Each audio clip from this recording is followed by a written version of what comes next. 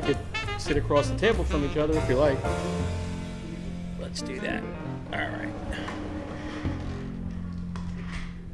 I'm here at Guttenberg Arts. We're actually in the ceramics studio, and I'm speaking with Charles Luce. And Charles, we were here back in the winter time, I believe, when the show opened that had some of your work in it. 7 months ago, yeah. 7 months ago, wow. So what is in this particular show of yours? It's a continuation of this pilgrimage project that I've been involved with, kind of my interest in kind of exploring the whole nature of what it means to be on a pilgrimage. Every culture has something like that, whether or not you're going to Graceland or to Mecca. It's all basically the same kind of process. So what pilgrimages have you been on?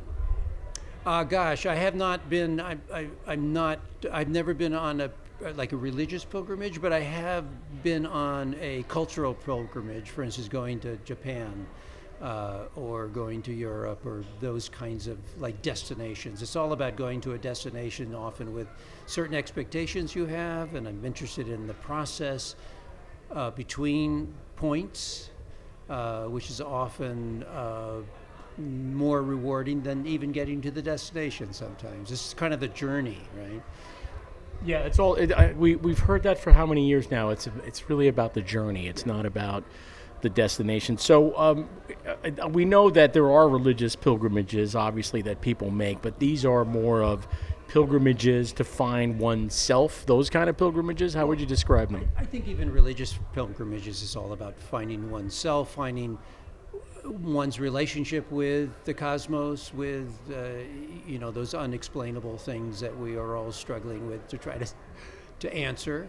What I wanted to do here, because of the diversity of materials here, is that to also over the 2 different sessions, I was lucky enough to have 2 consecutive sessions. I think I've used every machine here, as well as ceramics. So I wanted to explore as much as possible, things that I can't often do in my own studio practice. So tell us about your own studio practice. What does that consist of? Are you a commercial artist? Are you a fine artist? How did you become an artist? How do you earn your crust of bread, as they say? Gosh, I came through the back door. I actually was pre-med and science major up to my senior year in college, and kind of switched over and did a kind of elaborate independent study my senior year. So I'm kind of basically self-taught. I use a lot of, I guess, similar scientific methods of creating visual models that in science you often do that, or any other kind of discipline that you're trying to explain something, and I try to do it visually. I have been teaching, although I've now retired for 3 years. I've taught most of my life as an adult, and that was my main kind of source of consistent income, which allowed me to have a pretty free then studio practice. And so you taught art, or you taught something else? Yeah, correct. I taught art. I'm just going to ask you to lean forward. Sure. Yeah, easy. That's good. Yeah, good. Yeah, I taught art. And I was lucky enough to have 2 really excellent gigs, one on the West Coast and one here in progressive schools, independent schools. My last gig was at the St. Anne's School, which is this really fun place in Brooklyn Heights, and it's a preschool through high school. And we had a huge art program of 17 teachers, and I kind of oversaw. Hang on a second. Folks, you can feel free to come in and take a look around. You're not interrupting. No.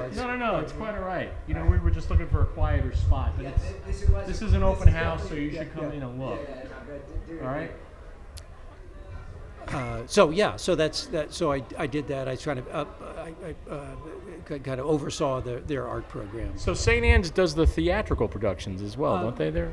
Is that connected to St. Anne's Warehouse, or is it a different?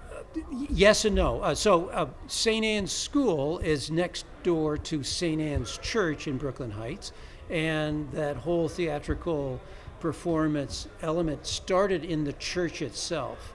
And then, I think they were there for I don't know if it was for 20 years, but a long time, and the diocese, for whatever reason, wanted them out, and so that's when they created their own space, the warehouse space. So we had no direct connection, but we had a physical connection because we shared the church space. We're independent of the church, but we would use their main floor space of the church for all our graduation, because we didn't have a big enough space in the school itself to have that many people in one place. Well, from the work that I see here, you're working in 2D and 3D as well. Correct. So is there a preference for you? Do you prefer making any particular kind of art? You're making ceramics, you're making prints as well, or do you like to go back and forth between those? I do like an eclectic approach. It really depends on the project I'm working on. 2D is convenient, needless to say, not an issue with storage. I do love making things. If I'm doing an elaborate installation, I often will include three-dimensional work. Many of my earlier pieces had a 2D element with a 3D element. They kind of were combined. And I've kind of continued that. I must admit that my stint at Guttenberg allowed me, because of the ceramic thing, I just dove into it. I said, "Oh, what a great opportunity! Let me make some new pieces." It's mainly because of the studio that we're in now. You saw this studio and you thought I could really do something here. Yes, I mean, I don't have a kiln at home. I can do hand build work at home, but what are you going to do once the piece is done? So I just decided to, and it fit right into the theme. I basically did 4 major architectural pieces that are reflective of these Han period, which is about 300 BC to 300 AD, Chinese architectural pagoda forms that were commissioned by the aristocracy, basically, and then they would be entombed with the person being entombed. So they're elaborate urns, essentially. Is it fair to call elaborate urns? Is it fair to call them that? Oh, they were not. They didn't contain ashes. They would be just part of, like those. They would be put in the tomb with Exactly. the subject. Exactly. Ah, okay. You mentioned home. Where is home for you, by the way? In Manhattan, on the west side, or just down the street from the Port Authority. Can I do an impression of your landlord discovering you have a kiln in your apartment? Here's my impression. What do you got in there? What do you got, a kiln in there? What is that? That's right. That's why. Is that spot on? Yeah, we own the space, but it would still be an issue, undoubtedly. Yeah, well, okay. The fire department figuring out you have a kiln in your space. Not exactly up to code, right? So it's nice that you have access to one here. So what did you think when you heard about Guttenberg Arts? Did you ever think about Guttenberg, New Jersey prior to that? Not at all. I came here through a friend who had a residency. Was it, I guess it was 2 summers ago, maybe it's just, anyway, and I came, she had her show at the end of her stint, and we came, and I literally came through the door, and my jaw dropped. I just could not believe that this existed within, so close to home. And so It's probably 3 miles as the crow flies from the Upper West Side. It takes me 30 minutes by bus to get here, so it's super convenient. And so, I immediately applied.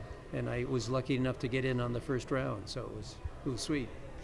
So what is next for you in terms of how you would like to continue pursuing what you're doing? Are you going to continue with the Pilgrimage Project? Do you have another project in mind, something you'd like to do here, for instance?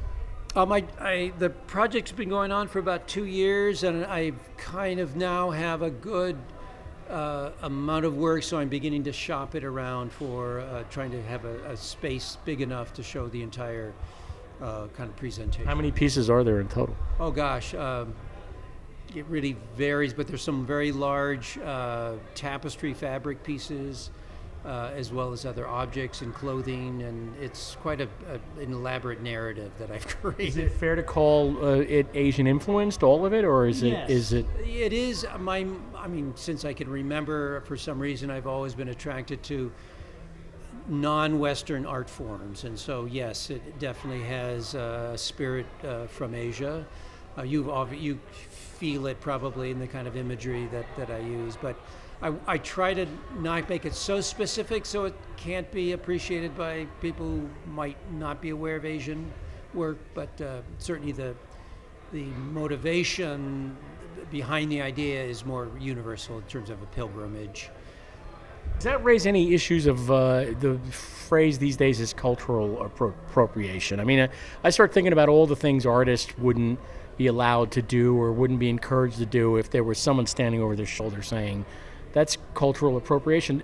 Can we even use such a phrase in the world of the arts? I mean, would that just completely put a stop to so many things that people want to do? I don't know how much culture, but I mean, artists are renowned for appropriation of either forms or whatever, and then placing them within a different context. And I think that's really what I'm doing. I mean, I take a huge license, even though, like the sculpture pieces, the Han Dynasty pieces, you can see the influence, but it's also they're quirky enough not to be. I'm not making models, replicating models, and I'm using them quite differently. And I think, if anything, I am embracing and celebrating the form and that culture to some extent. I really like your work. I'm trying to be impartial, but I really like your work. So where can folks see it online if they want to go and see what you're producing? Although I haven't put the new work on, you can see a bunch of work on my website, which is charlesluceart.com. That's Luce. Art.com, and there's quite a range, over the last several decades anyway, of work, including installation work and other forms. All right, let's go rejoin the party. What do you say? Excellent idea. Thank you. Thank you for doing that. I appreciate it. What form will this take? Well, I've been doing. I do a podcast. It's a radio show, internet radio show that becomes a podcast. So Friday nights I do it live at 6 p.m. and it replays Tuesdays at 6 p.m. and then it becomes a podcast. It's called Aerial View.